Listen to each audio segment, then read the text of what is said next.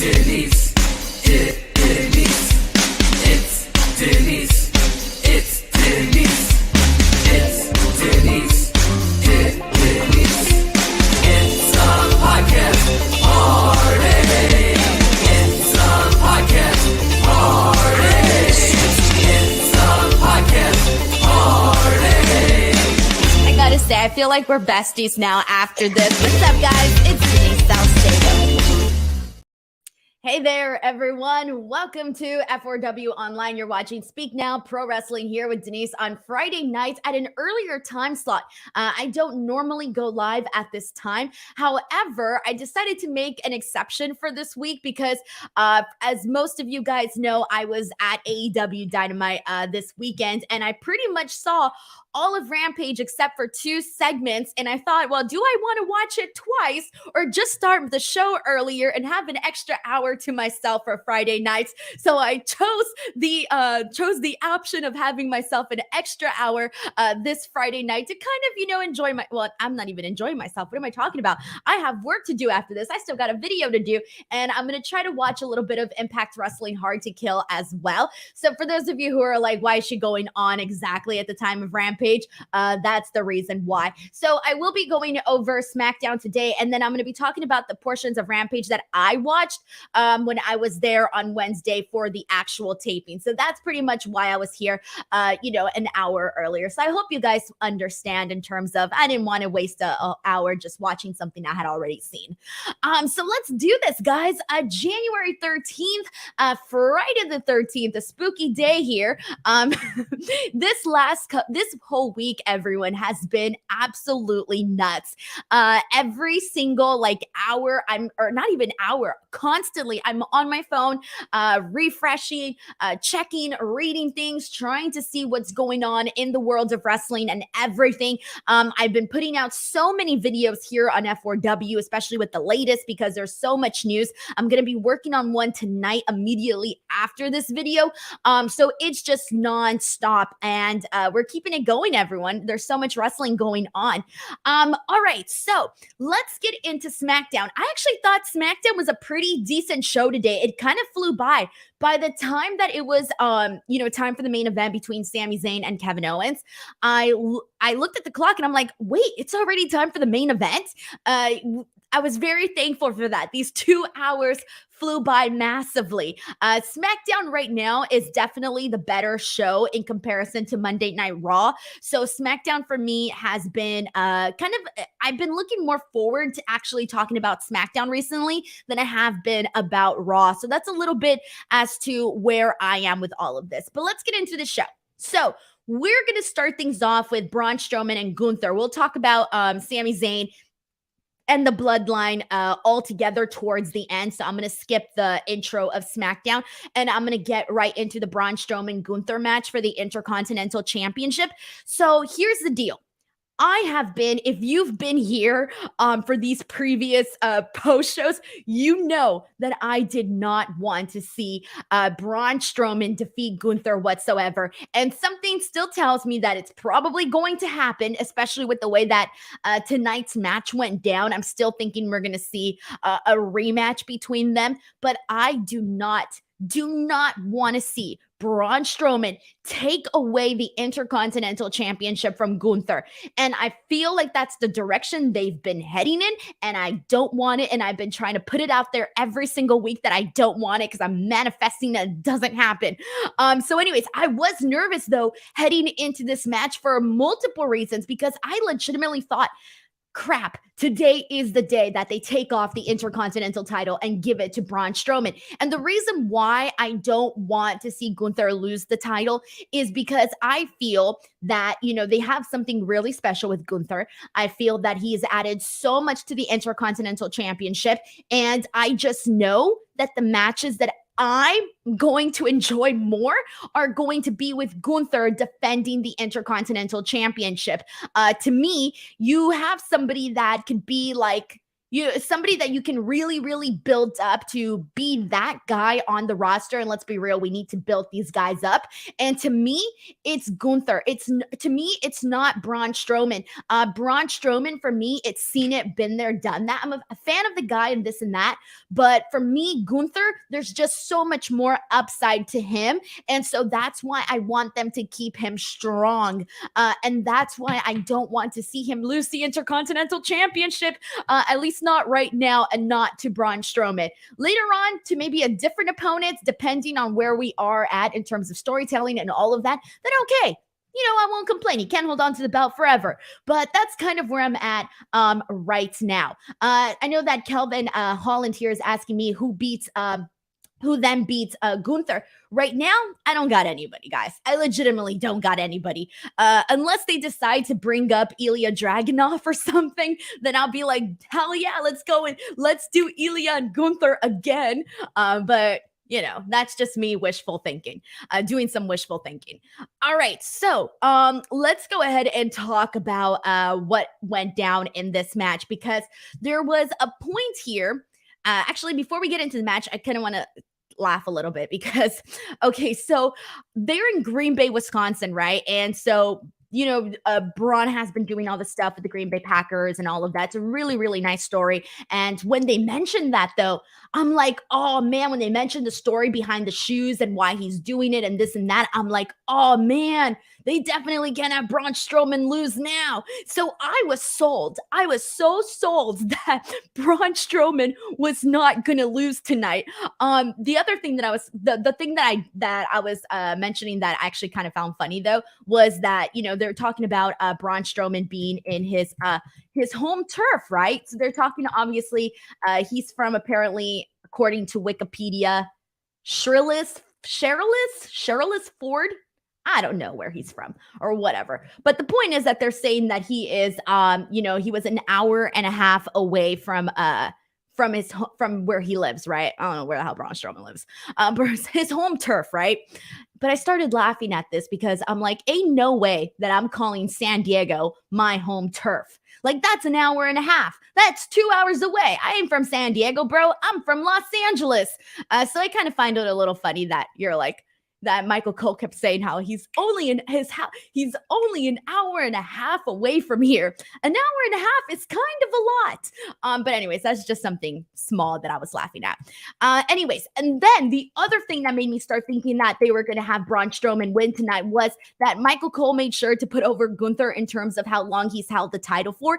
He was like, it's been since June 10th. We've had Gunther with the title for over 217 days. And I'm thinking, this is it. We're done. This is going to go down this is just going to go down the way that it is, right?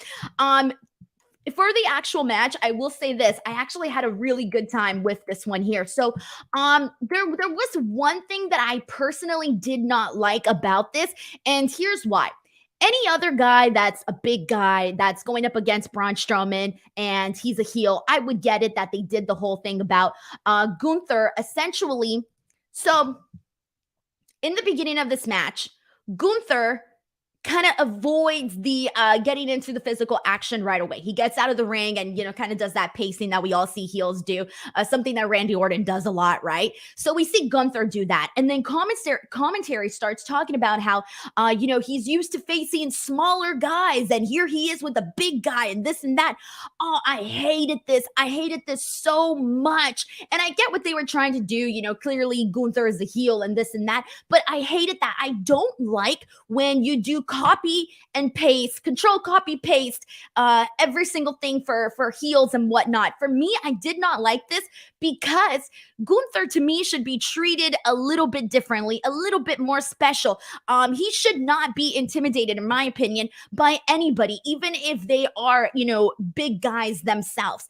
To me, I don't want to see Gunther do that. I want to see Gunther be like, I don't care what size you are, big, small, whatever. Like, I'm Gunther, freaking, I'm the ring general and I'm gonna, kick your ass. It doesn't matter who. So I just wish that they wouldn't do copy and paste the same presentation for like a lot of these people in these scenarios. And, sometimes you got to tweak things a little bit for who the person is.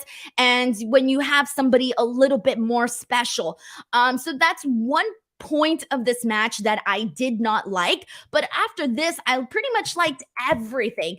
Throughout this entire match, actually, in the beginning, we do see Braun Strowman get the best of Gunther. And so we, at one point, we see him like, they crash into the commentary table. They fight on the outside, a little bit of action with the steel steps. And that was sort of the start of this match. But then as we progressed, Gunther was working the arm of Braun Strowman. And that was like them going off of last week's story as well. So we kind of saw Gunther make sure to keep constantly attacking the shoulder of Braun Strowman. There was a moment that I really enjoyed when Gunther brought out his drop kick, and then out of nowhere, just like he hits him with the drop kick, then immediately gets Braun Strowman with a clothesline, goes for the pin. Obviously, Braun Strowman kicks out at this point. We see the splash from Gunther. Strowman kicks out again. And then for the finish, I didn't actually like the way that this looked. So it was a power bomb from Gunther to Braun Strowman, but it was kind of weird. I don't know if you guys noticed this. I'm thinking maybe it was the size. It didn't seem like Braun Strowman was like perfectly, like, I don't know, it was weird. It was just this big disconnection where it didn't seem like Braun Strowman was in the best position for that power bomb, and it looked really, really awkward, like if it was the first time he did a power bomb or something, but it was just the positioning of Braun Strowman and where Gunther actually had him. So I didn't like the actual power bomb, but everything that happened in this match, the story of the shoulder and how all of that worked itself out, and having Gunther get the win, all of that was good stuff. But I don't think that this is the end of it. I think we're going to still continue to see Gunther, Braun Strowman, just based on all of these little things that they did during the match. And I'm still manifesting it. Do not have Braun Strowman defeat Gunther.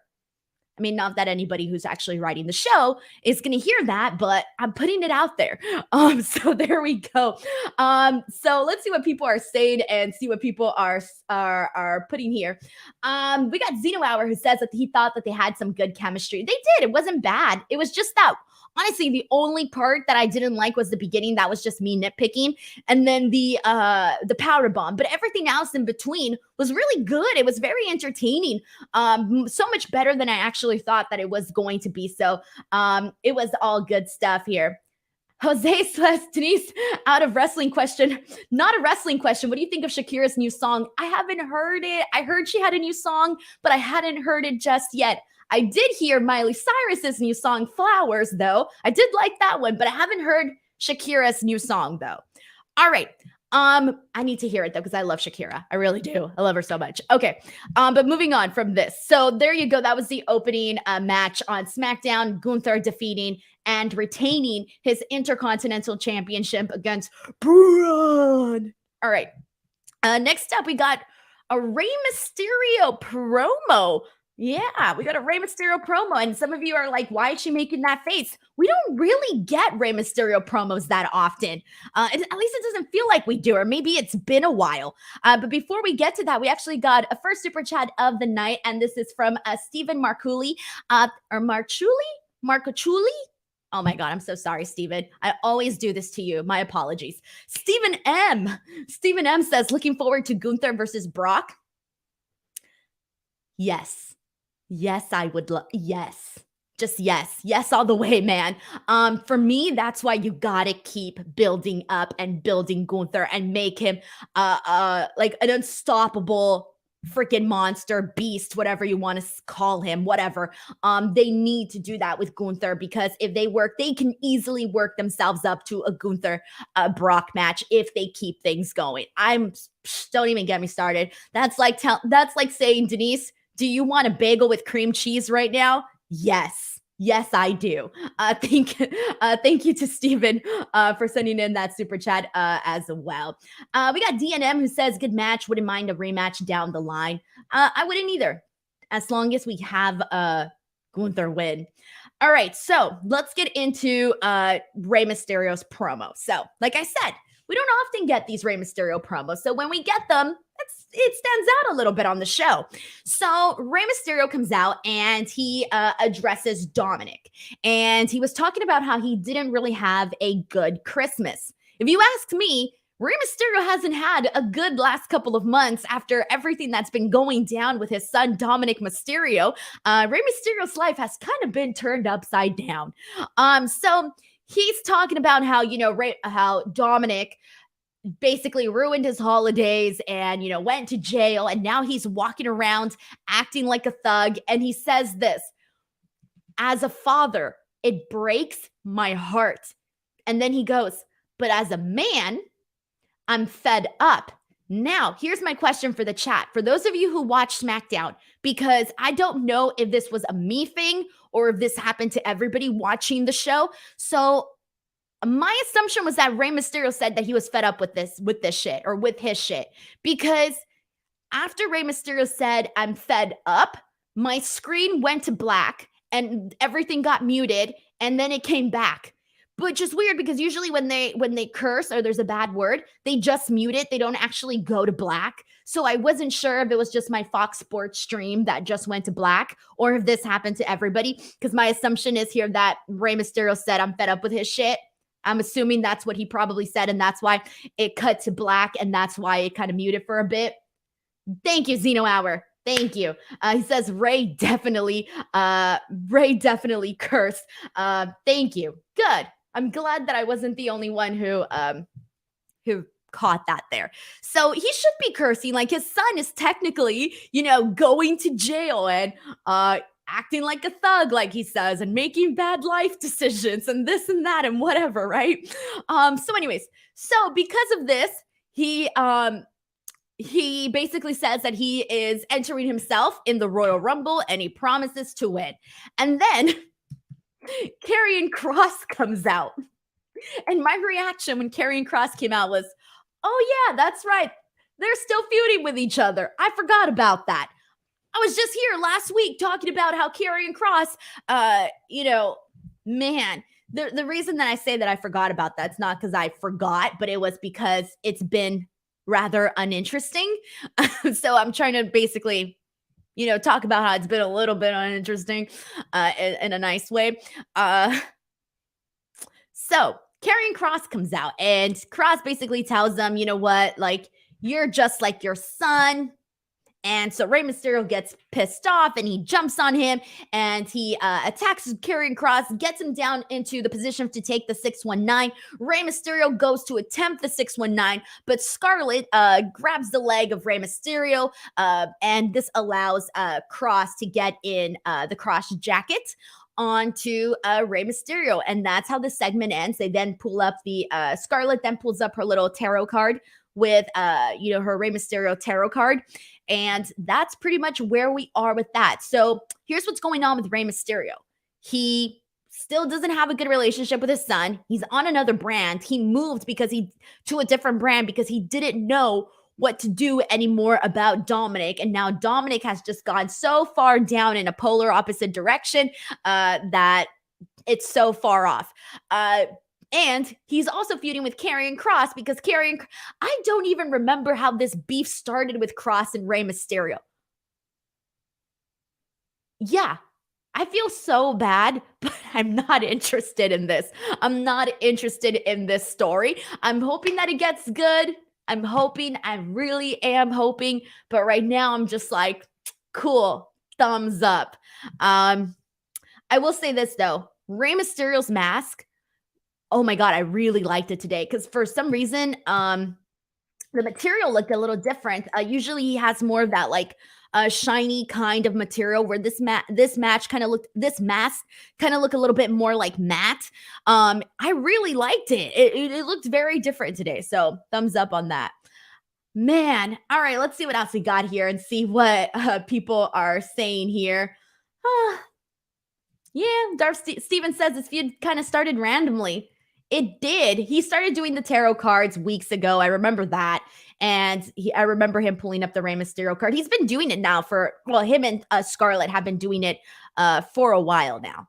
So we've been seeing that for a while.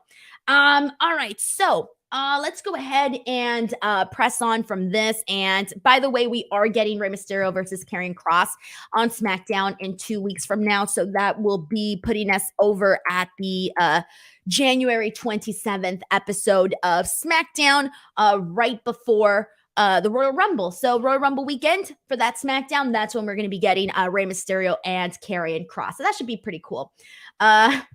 Real Mike's World says, I heard Kross shouting, I've waited 10 years for this, as he was choking Rey. He did shout that. He did. I remember hearing him that as well. So he's been waiting 10 years to get his hands on Rey Mysterio. All right. Let's move on from this and let's get into the women's match here. So Xia Li versus Tegan Nox. This was a short match. It was like very short, but for what it was perfectly a little solid, brief little match that we had here between Xia Li and Tegan Nox.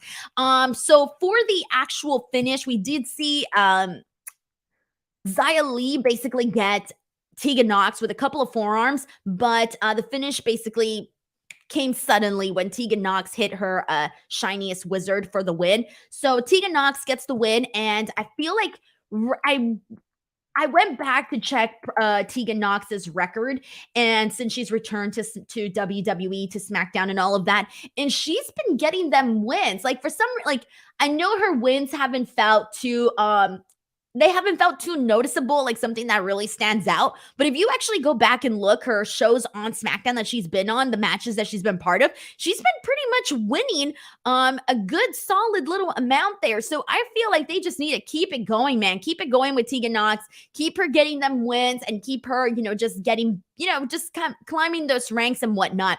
In terms of Xia Li, the character feels very disconnected. I almost feel like we're seeing a slightly different version of Xia Li each and every single week. They're not doing the vulture thing anymore. It seems like they don't really know what the creative of Xia Li should actually be. And so until that is really sharpened out, I don't really see Xia Li becoming like one of the top women on this particular roster until they pretty much iron out those details for Xia Li's character. Because if you were to tell me, Denise, what's Xia Li's character right now? I don't know. She comes out and she's, gonna kick your butt, but I don't even know. I think she's been like, I don't even know what she's been really up to be honest. And I watched the show. But it's just one of those things where you see people sporadically and then you don't really see them, and then you see them and you're like, oh yeah, I forgot that they're doing that, so I really do think there needs to be they just need to iron out those details for Xia Li and make her a character that is interesting versus a little bit too cartoonish. So cartoonish that you can't really, see her as somebody that you're taking seriously. So I think they should find a balance between the cartoonish stuff and just, really make her, because we need these women, guys. Like we need these women to like become more of a, God, like we just need more options, especially to get into that title picture. We need more options here. All right, so let's go ahead and everybody's pointing out that Tegan has been protected pretty well. Dawn says she was actually expecting Xia to win. A little surprised to see Tegan win. She did that run in a few weeks ago just to lose. That's what I'm saying. Like with Xia Li, it doesn't really feel like there's an actual like there's an actual pathway. Like there doesn't seem to be an end goal there just yet with Xia Li. Like it seems like they're still trying to figure things out. And we saw this a lot happen on, NXT for her as well. So we'll see. In terms of Tegan, I did expect Tegan to win this match.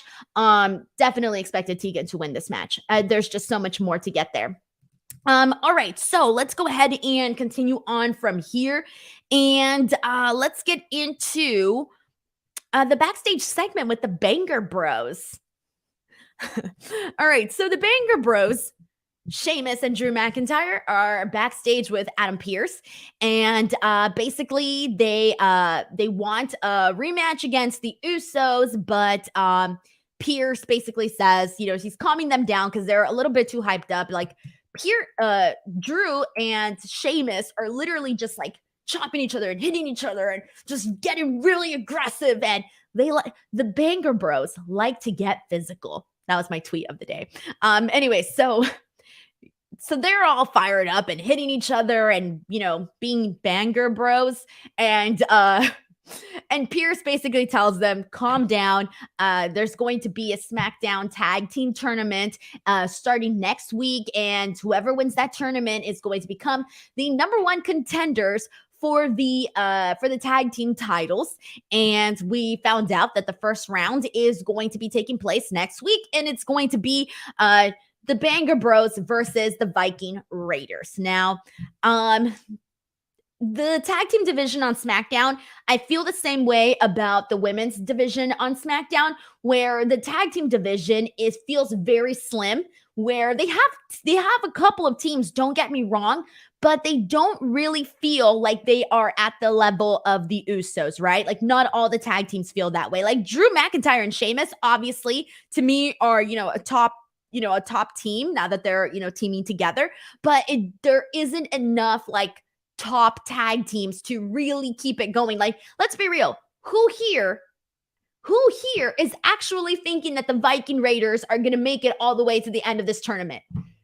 Nobody. And I like the Viking Raiders. I really do. But they've taken away from the Viking Raiders what made them special.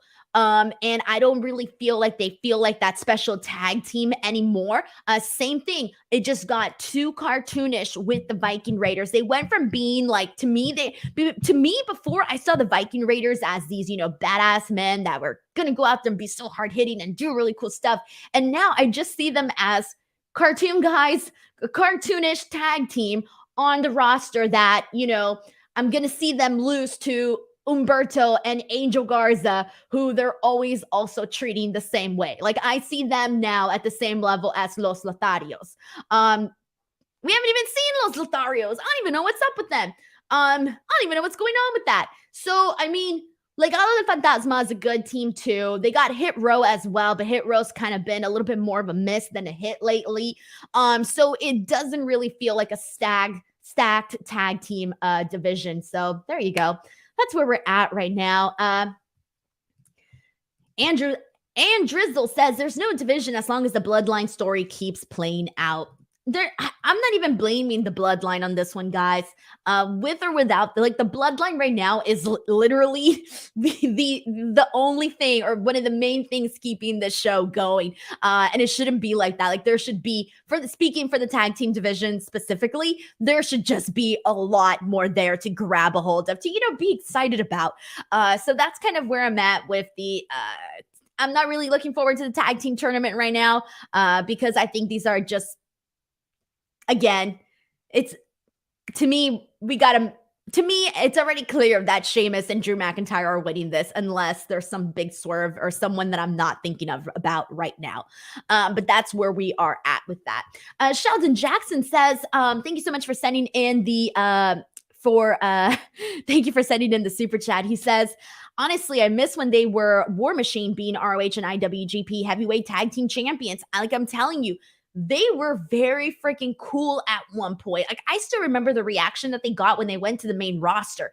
They're a great team and they're very talented, but they kind of made them look a little bit more hokey than credible, right? So I don't want to say credible. Credible is not the right word.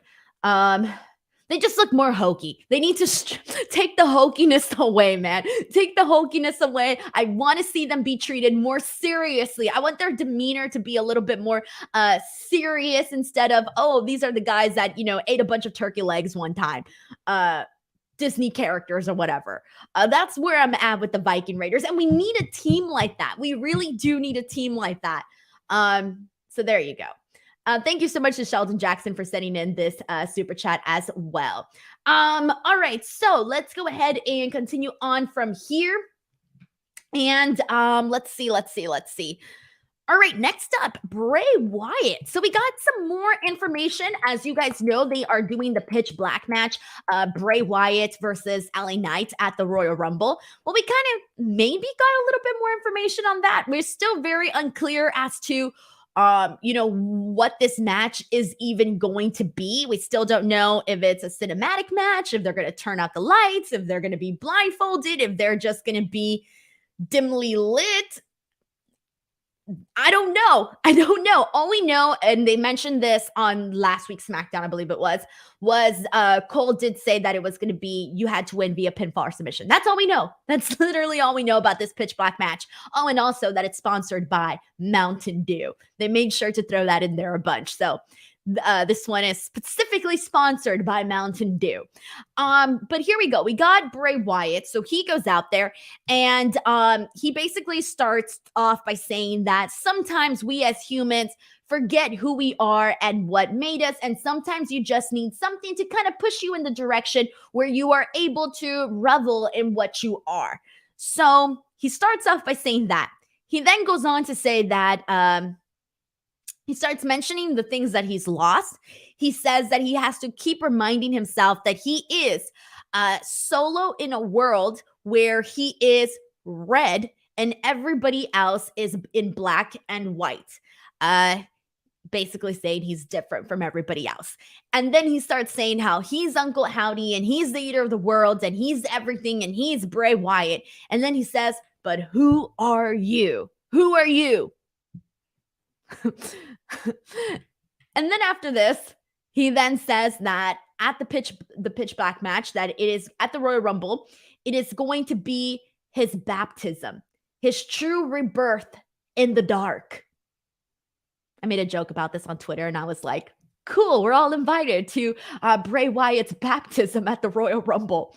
I wanted to go a step further and actually Ryan Papola from WWE was tweeted me and he was like, what did he say? He was laughing at the tweet that I posted. And then I wanted to put a follow-up to that and say, like, who are his godparents going to be?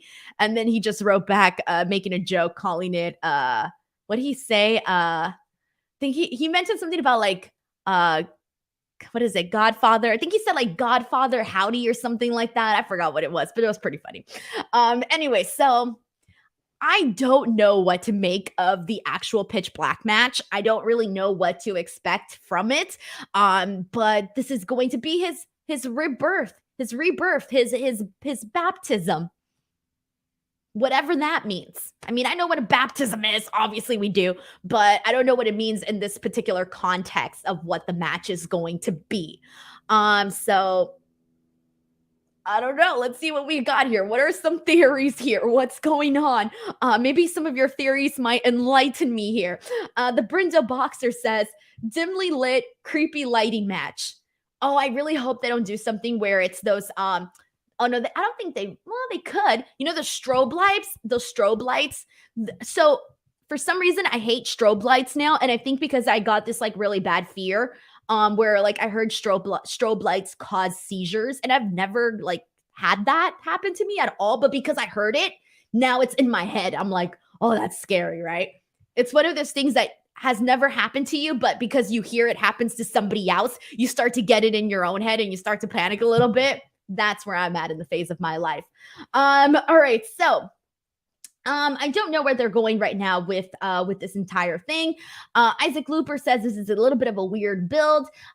Steven is afraid that the live crowd is going to hate it. Well, again, it depends on what they're actually doing. Obviously, it's going to look a lot better on television than it will in the live crowd. This is from Andrizzle10, who says the entire story is a mess. It just doesn't work when there are no actual stakes. It's always wait and see, let it play out. Yeah. You know, I'm trying. I'm really, really trying. Okay, thank you. By the way, people are putting some information on the situation with the strobe lights. Andrew Sultan says they do for people that are susceptible to them. You'll be fine if you haven't had any issues yet. I know that. You know, it's just irrational fears, guys. We all got them. Like, I'm terrified of everything. It's, you know, you just get older and you just get more afraid of things. Like back in the day, I would, you know, go on roller coasters, and I still do, but I always have this like fear of like, oh man, like what if it happens today? Like just right now. You know what I always fear? And I don't want this to turn into like a fear podcast, but I always have this fear of being on a roller. And keep in mind, I live in California. of being on a roller coaster and for there to be an earthquake. Like, I always think about that. Like, when I go on a roller coaster and you're strapping me on, I'm like, please, God, not today, not right now, please, no. And I'm like, just let me enjoy my life right now. Let me enjoy this roller coaster ride for like a minute. So weird. I hate it. It happens to people though, right? Like, you ever get crazy ideas in your head and you're like, stop it. I'm just creeping myself for absolutely no reason. Like, you're out there enjoying your life, having a great time. And then all of a sudden you're like, well, what if this really bad thing happens to you? Then what? So that's the person that I am. But there you go. Chris Barnett says, Denise, he's that way with strobe lights, the seizure aspect, but they also strain my eyes way too much. Yeah, I get what you mean. Or sometimes they can just get a little bit like fuzzy. But anyways, Andrew Zilton, thank you so much for sending in the Andrew Zilton. Thank you for sending in the super chat. He says, here's to the hardest worker in the business. I appreciate that. Seriously, I do. Thank you for the super chat. And I'm always thankful for people that not just come into the podcast, but if you do send in a super chat, as a person who really cares about every single dollar, I appreciate when people send in super chats, because I understand that, it's like you work for your money, and I understand the value of a dollar, So I really appreciate it whenever people do send in the super chats a whole lot. All right. Thank you so much, Andrew Zilton. Ricky Zeltivar says, it's so freaky, crazy, and scary. I agree with you, Denise. Oh man, I'm just scaring everybody. Everybody who was like vibing here on a Friday night that was having a good time. They were all chilling, talking about Bray Wyatt and just random SmackDown stuff. And here I am like, oh, well, this can happen. And this, I turned into the 7 o'clock scary news. Let's say I'm just the anchor woman who scares people. Do you guys remember How I Met Your Mother, Robin Scherbatsky, how she's the anchor woman? And she says like, oh, she's just the scary lady on this TV screen who scares people. That's where I got it from. All right. Dawn, aka Smiley Girl, thank you so much for sending in the super chat. Dawn says, my fear is taking the train to work and it derailing, especially when it's raining or snowing. Oh, that's interesting. I've never had a fear of trains. Well, actually, that's a lie. Not being on the train, like being on the train to me is fine. For me, it's actually pulling up at a railroad stop sign. I hate that. I really, really hate that, because one time I stopped and the little sticks went down and then they went up, right? So, and I was the first car. So I went, but as I was going, they went back down again. And so ever since then, I've had this fear of the little sticks.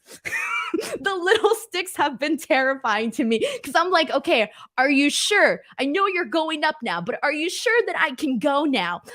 So there you go. But Dawn, yeah, thank you so much for sharing your fear on here. I get it, man. I get it. We all got it. All right. So Steven says, welcome to the What Are We Afraid Of podcast with Denise. I should do a show like that, honestly, and just make it like a therapy. All right. But moving on from here, thank you, Bray Wyatt, for kicking us off here. Hey, that's an idea. What if Bray Wyatt just does a pitch black cinematic match and all you get is just everybody's fears? Like you walk in to one room and it's a bunch of rats. You walk into another room and it's snake images. The next one is a dentist office, or whatever irrational fears people may have, or like phobias. Oh, that'd be really great. All right. Moving on from this, let's get into Raquel versus Liv Morgan. So this was one where earlier someone mentioned that they felt that Xia Li was going to defeat Tegan Nox. Well, in this match, it was actually the reverse for me. I thought Liv Morgan was going to defeat Raquel. So I was actually a little bit surprised with the outcome of this particular match here. So first and foremost, little things, guys, little things. So I do want to critique one tiny thing here. So backstage, the way that this whole match started is there was a confrontation with the ladies, and it basically culminated with Liv Morgan slapping Raquel. She slapped her, right? So she slaps her in the face. Now, you and I, if we're at work one day and our coworker slaps us in the face, and we're lucky enough to go and actually have a match with this person to kick their butt for slapping you in the face, let me tell you something. When I walk out, I ain't gonna be smiling. I'm gonna be pissed the hell off. I'm going to be angry. I'm going to be looking at Liv Morgan and thinking, you freaking slapped me? Well, you're going to get it right now. That was my one little pet peeve where I thought that Raquel should have came out and been pissed, been angry that Liv Morgan slapped her in the face. And, you're obviously wanting to get revenge on this person. So that was my one little nitpick. It's little things, guys. The little stuff that kind of makes things go a little bit of an extra,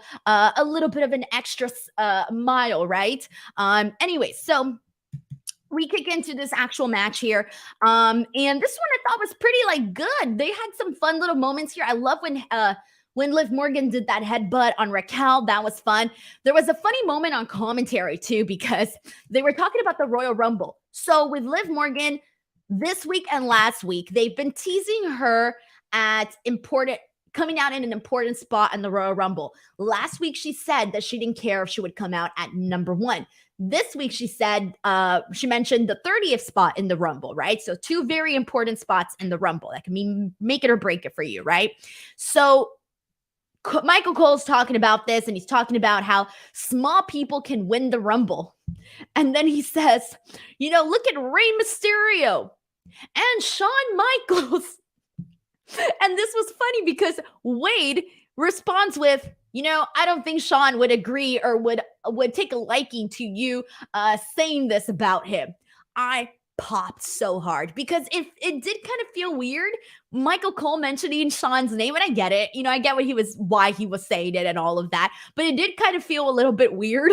So yeah, I did like Wade Barrett's response to this. But anyways, moving back onto the match, we had Liv Morgan put Raquel on the commentary she set up a table on the outside and she put Raquel on that table and she went to the top rope and she was going to, tease her spot off the top rope. But instead, Raquel moves out of the way. They make their way back into the ring. And once again, Liv Morgan's coming off the top rope, but Raquel kind of nails her. And so Raquel is able to hit the Tejana Bomb on Liv Morgan and get the win. So I was actually surprised by this. I had thought that it was going to be the other way around, that Liv Morgan was going to win this match. I didn't expect Raquel to win this one in particular. I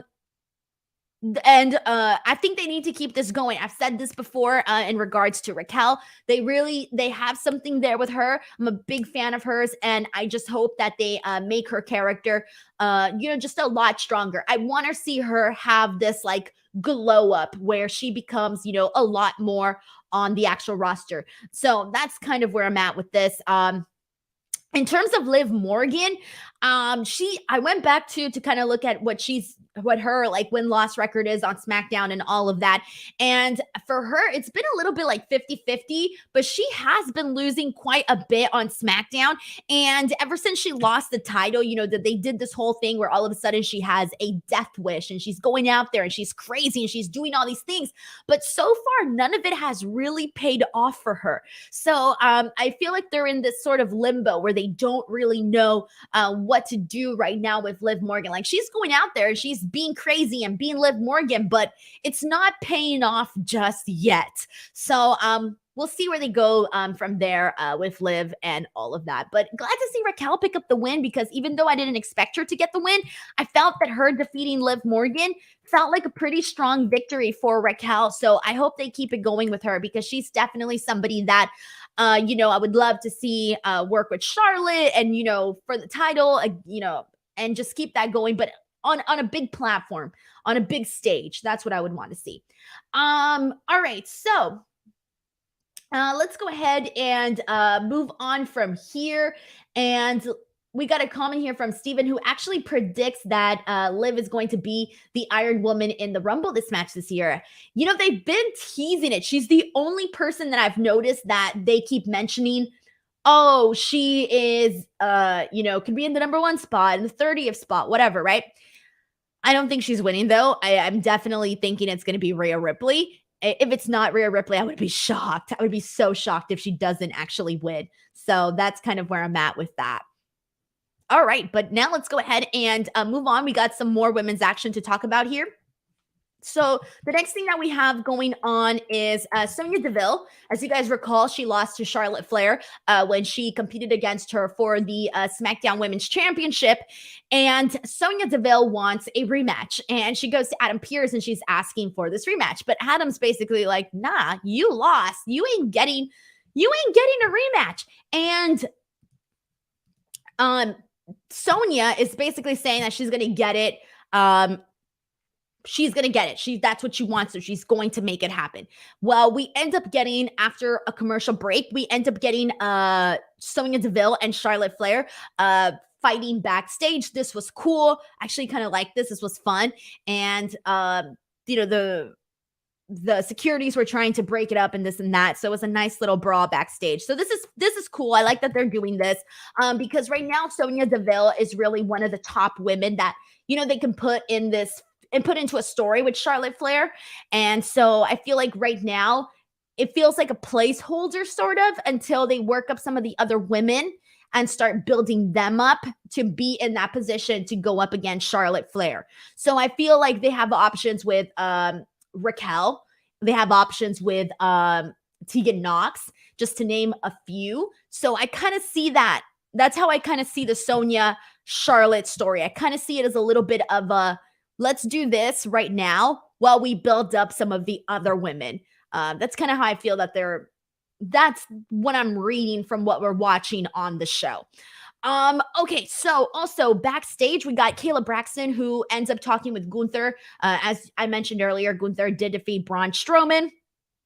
And he basically says that, coming off of this win, it's time for him to capitalize and win the Royal Rumble and main event WrestleMania.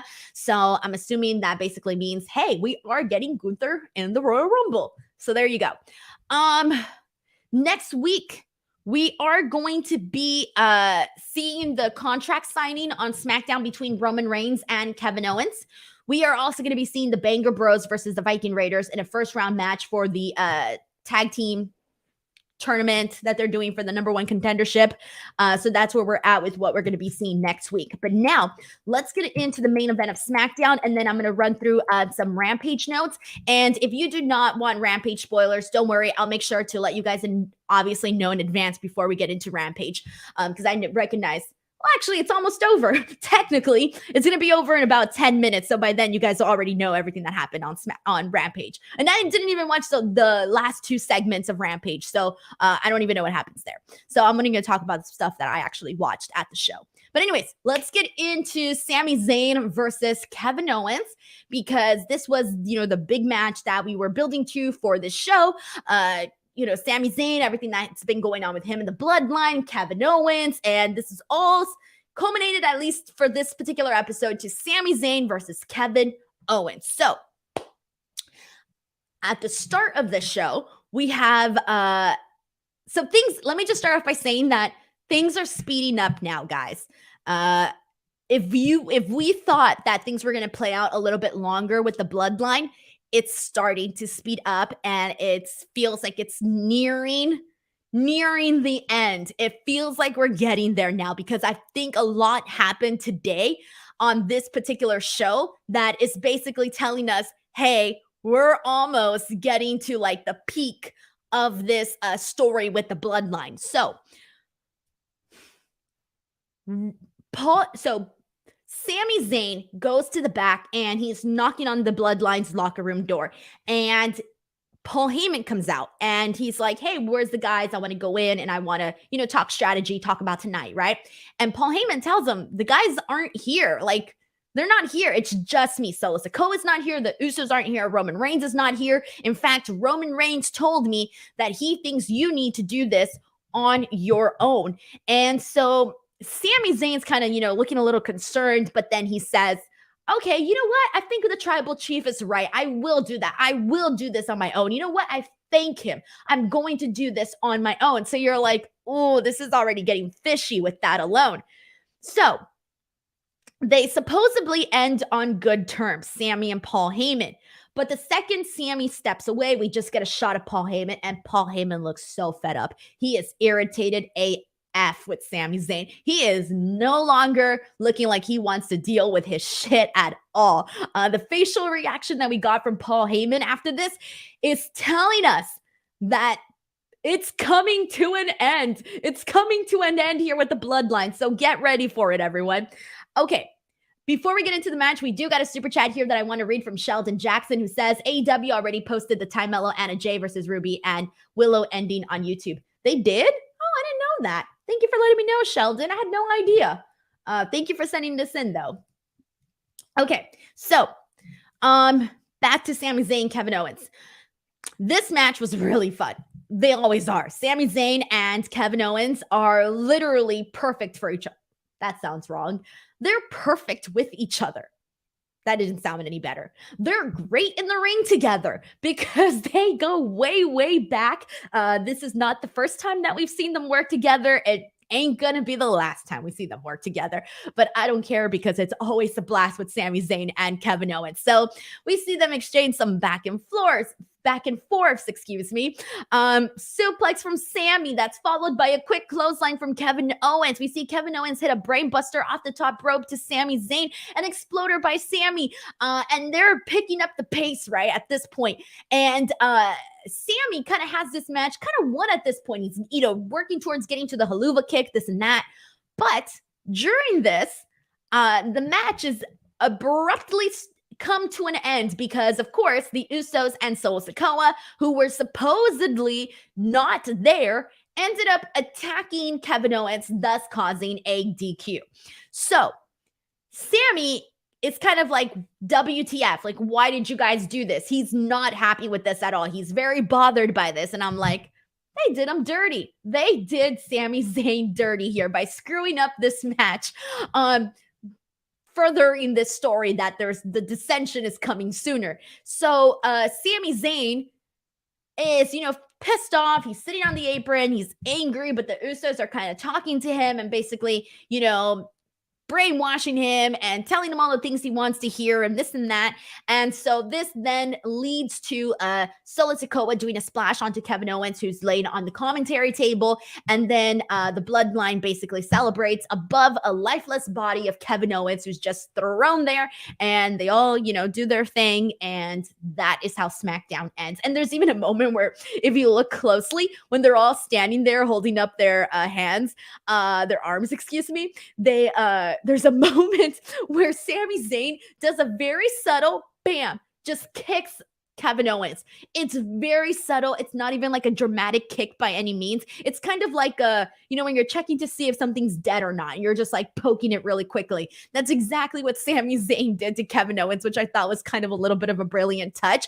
But he didn't seem fully convinced though, with what the Usos and what the Usos were essentially telling him at this point. So if you were enjoying the Bloodline and Sami, it looks like we're getting closer to the end, guys. I don't think it's going to be Royal Rumble. I don't think Royal Rumble is going to be the end, or it might be the end, but I'm still thinking this is going to be something that we get at WrestleMania probably. I don't know anymore because this story has gotten way too hot to not have it be part of WrestleMania. To have it all just completely end at Royal Rumble does not seem like the thing to do. Like, it just feels like it's the hottest thing. We got to see something of this play out at WrestleMania itself. But then again, it really depends because there's so many other, possible matchups that people have been, expecting to see Roman Reigns in. Like, there's so many possible matchups that we can see Roman Reigns in at WrestleMania that at this point, it's just a matter of who the hell knows what's going to happen by the time we actually get to WrestleMania. But this was fun, guys. Let's see what people are saying here. We got a couple of comments about this. This is from Real Mike's World, who says, Sami's expressions at the end said it all. He is clearly conflicted with his place in the Bloodline. I predict Sami is going to see the light and turn on the Bloodline. Very good storytelling. Oh, hell yeah. Oh, hell yeah. This reminded me, and I don't know how many of you guys ever dealt with this as a kid, but I remember growing up and I had some friends that were kind of a little bit of, I hate to say it, but I was the friend that got pushed over a little bit. And, my friends would sometimes, be a little bit of, they were kind of bullies sometimes, right? And there's always that one friend that gets bullied. And sometimes your friends are a little bit of jerks to you, especially in that early time of your life, right? And so this is what this reminded me of, where your friends are kind of mean to you, but they're your friends, so you're gonna agree and you're gonna smile and you're just gonna get through the day. That's exactly what Sami Zayn and the Bloodline situation kind of felt like, especially here tonight. So there you go. But it was good stuff, man. And Sami's expressions did say it all. He was kind of like, huh. He's too good. He's too good. All right, so let's see what else we got here. This is from the Coyote, who says, I really enjoyed this match until the Usos came out. I get that it's for the story, but I hate when good matches come to a schmosh. I completely agree. The match was so good. I was waiting to see it all culminate to a satisfying ending. But yeah, with the Usos ruined the match, the physical in-ring portion of this match that we were enjoying. But for the purpose of this story, yes, we ended up getting all of this that had to essentially unfold. It had to unfold this way for the story to continue. So I did, even though I hated seeing this match come to an abrupt end, especially when it was getting really good, we recognize that this is the story and this is what needed to be done. So thank you so much to the Kayapa. We got everybody saying this was great. Dark Lord says corpse kick. Yeah, really, that's exactly what he did there. So there you go, everyone. That is the stuff here. All right, so let's go ahead and get into AEW Rampage. So, just a note, guys, just a note for everybody here. I didn't get to watch the entire show. For those of you who weren't here on my Wednesday stream, so the way that I had never done a taping where it was Dynamite and then Rampage, so I didn't really know how it was going to work, and I didn't time things out properly. So after Dynamite ended, they had like a little bit of time. They killed a little bit of time, and then they did a dark match. And then after that, they killed a little bit more time in between, like changing the ring skirts and all of that. And then they started Rampage. So I thought that Rampage was going to start like immediately after Dynamite. So I'm thinking, okay, it's going to be an hour, and I could leave at what time did I plan to leave? I told myself I'm going to leave at 8.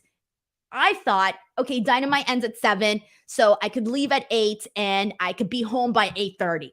I ended up leaving from the Kia Forum at 8:20.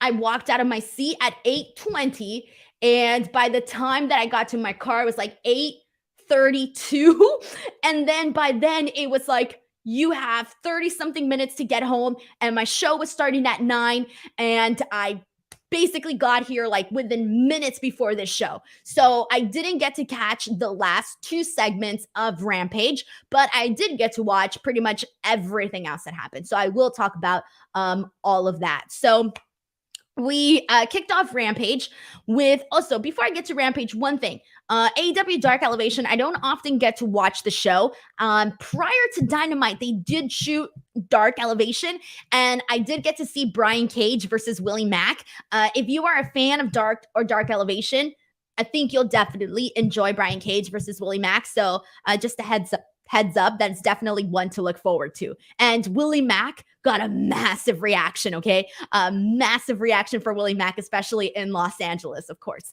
Okay, so now let's get into Rampage. So we got Darby Allin essentially defeating Juice Robinson to retain the TNT Championship. And this match itself, I thought it was okay. And you got to understand, guys, at this point, I had sat through half of Dark, all of Dynamite, another Dark match, and then Rampage.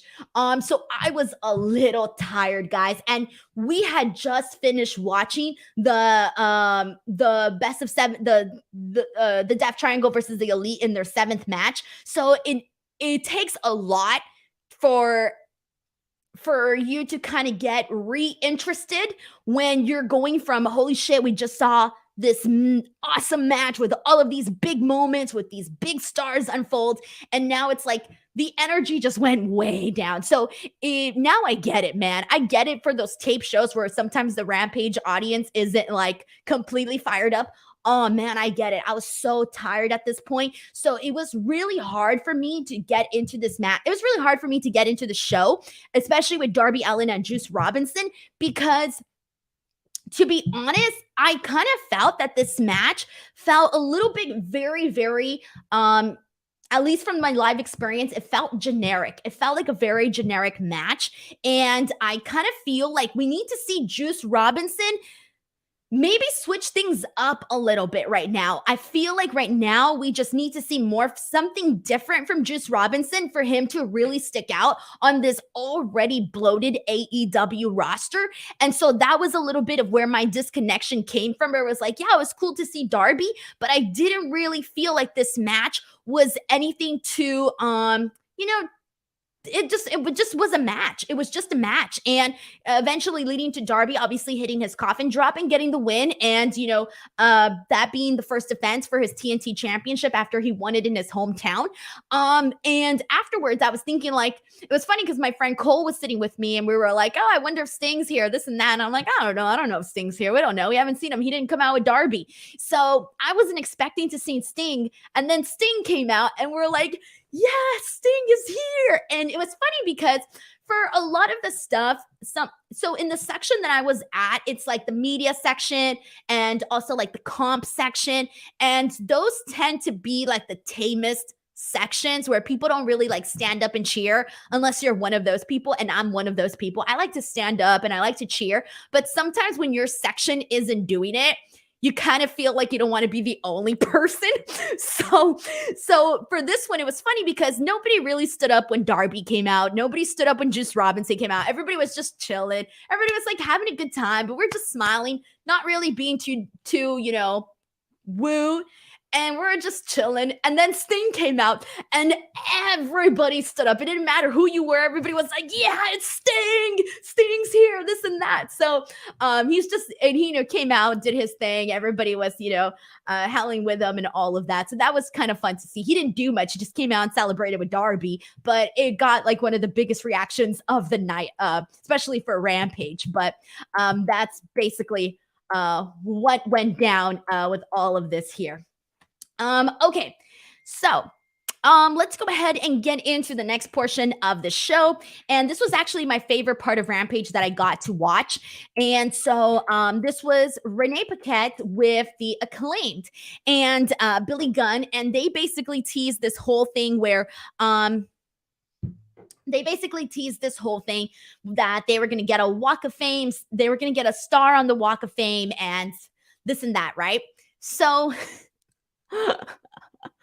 oh, this was great. I loved this. So, okay, I'm trying to remember everything that happened. So when they came out, they had a different Titantron. They had the Hollywood sign on the hills, but instead it said the Acclaimed. Oh man, I popped so hard for that when I saw the customized Titantron to fit for the theme of Hollywood and Los Angeles and all of that. Oh, chef's kiss, cherry on top. I had a blast with that. And then, so Max Caster hits his rap, and I mentioned on Wednesday's show that he had to restart that one because of the mix-up, but it ended up being really funny. But eventually he hits his rap, and now that you guys have heard it, he throws a shot at our governor, Gavin Newsom. So he throws a shot at Gavin Newsom. He mentions not having to take blood money, shot at the Saudis and all of that and that whole situation. And then there was another one, and for some reason I'm blanking on the other one. It was Gavin Newsom. Oh, Joe Biden. The other one was Joe Biden because clearly, California is a big liberal state. So he was in Los Angeles being like the most liberal of them all. So he really made sure to hit us with the Gavin Newsom line, with the Joe Biden line, and then eventually with the Saudis for the overall Saudi WWE news stuff. So this was pretty damn funny. Obviously, the crowd loves it. They ain't going to take this stuff serious. They're going to have a great time. People are there to get reactions and to get popped and all of that. So this was funny. Eventually, we had, the Guns come out, and they had a really funny line where they said, oh, you guys only got popular once you stole our dad or something. That was really funny. And this ends up with the Guns basically getting their ass in the cement. So their legacy on AEW is officially cemented. They have cemented their legacy in AEW. I was going to tweet that on Wednesday, but then I was like, nah, someone's going to yell at me for giving them spoilers. So I did it. But that's pretty much what happened there. All right. So also I'm seeing all your guys' comments about Anna Jay and that whole situation. I haven't seen that yet because I didn't get to watch that match. But everybody's pretty much telling me that it was not good. Christopher says, I hope Anna Jay is doing good after that table spot. Let's see what else we got here. Let me see your guys' comments here because that was the one I didn't see. Dark Sparks Ray says, I've never seen anyone take a power bomb off to the floor like Anna. Let me see what else. Can someone send me a link of that? If there's a link of that, can someone send it to me so I can see it really quickly? If you can send it to me on Twitter, just like, or put it here in the chat so I can click on it. Someone said her head smacked on the floor. No big deal. Oh, God. Oh, man. Man, I'm really sad to hear that happen. Let's see what else people are saying. Anthony Navarro says Anna Jay was prepared to have the table break her fall. Someone says it's on AEW YouTube already. Okay, let me go on their YouTube channel and pull it up here. But before I do that, I did get to see. Hold on, let me make sure to pull this up here. Sorry guys, I'm searching for this on AEW's website really quickly just so I can see that part. But anyway, so I did get to see Malachi Black and Brody King take on Eddie Kingston and Ortiz. We got to see Julia Hart get involved at one point during this match. She like squeals super loudly. That was pretty funny. I didn't even realize she could scream that loud, but it came through like a lot harder on the actual show. But we did end up seeing Malachi Black and Brody King get the win here. And I had to bounce after this match. Like I couldn't stay any longer after that. Okay, hold on one second, guys. I'm trying to find this video here, but apparently I, who am always on YouTube, apparently don't know how to find things. Hold on. Let me see. Someone says I tagged you in a video of it on Twitter. Thank you. Sometimes that just works a lot better. This would be better if my mentions weren't crap. Okay, here we go. Thank you to everybody who sent this to me. Okay, I'm seeing this right now. Hold on. I'm watching this. Oh my God, she missed the tape. They missed the table. Oh, I'm watching this again. Oh my God. Hold on. Let me see how. Okay, so oh Lord. Let me watch it again. I've seen it like 5 times now. Yeah, completely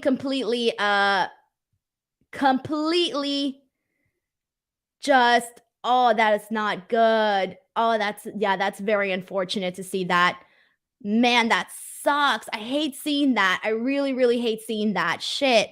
Thank you for sending me the videos. They're all over my timeline now. So, yeah, it did not look good, unfortunately. Not the man. Oh, that sucks. And that really sucks because sometimes you see like little botches that are just like, you know, this one's a big one. Like this is a big one. Like there's some little ones where you catch it, but like let's say you blinked, you could miss it. Nah, this one you couldn't miss. So that one was a little bit unfortunate to see. I hate when that stuff happens, man. I really do. And hopefully, you know, obviously this was taped on Wednesday. So hopefully that is you know, okay, man. Holy shit, that's freaking, oh man, I already seen it. It's on a loop. So I'm just like watching it over and over again. Oh, I feel so bad for her. Stuff like that is really scary, guys, because, you know, it's like you're putting your life on the line every single day. And then on top of that, you don't want stuff like this to happen because you want to put out good work, right? You don't want people to be like, oh, this shit sucked or, you know, and get trashed and for the clip to go around. Nobody wants that. Really nobody wants that.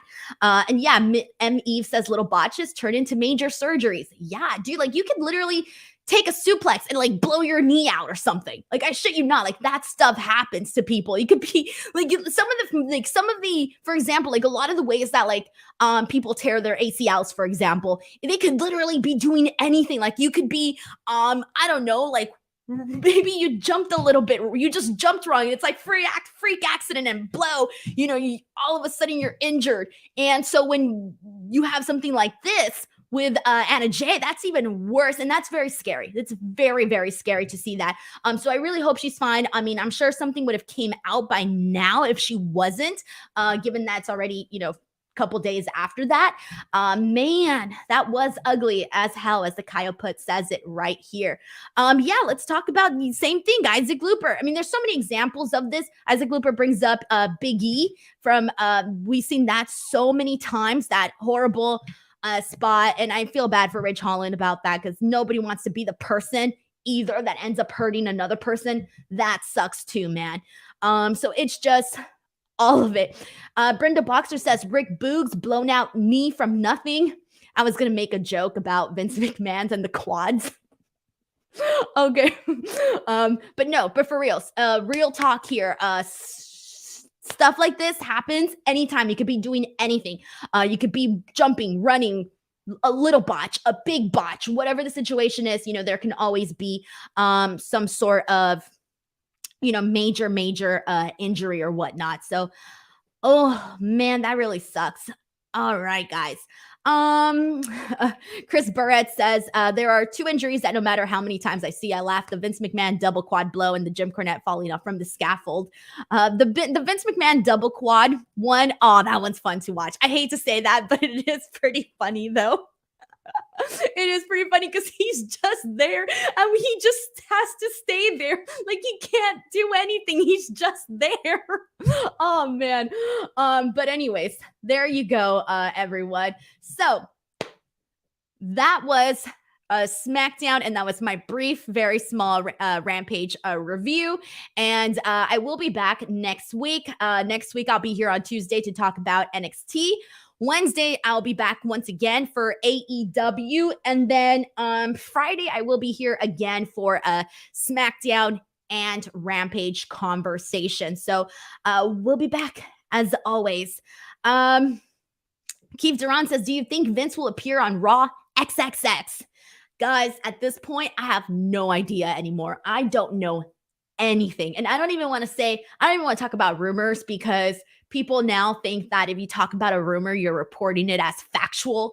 Oh my God, you guys should see my mentions. They're a lot of fun. My mentions, I wish sometimes people could see all the crazy mentions that I get on YouTube, on Twitter, on Instagram. It is nuts, man. My notifications on Instagram now, I can't even, I don't even have, that started off as just a regular Instagram page, just to promote my career and stuff. But I started posting reels because that's really what pays money. And Instagram pays very, very well. Instagram actually pays more money than TikTok and YouTube combined. Okay. Combined. And then quadruple that amount. That's what Instagram pays for Instagram reels. They pay so much more money than YouTube shorts and TikToks. So anyway, so I post a bunch of reels on there to get the word out about my interviews and get more eyeballs on the YouTube and all of that, right? But my comment section is a nightmare. It is worse than Twitter. My Instagram comment section and notifications, worse than Twitter. It's just everybody arguing with each other over the silliest clips ever. So there you go. That's that.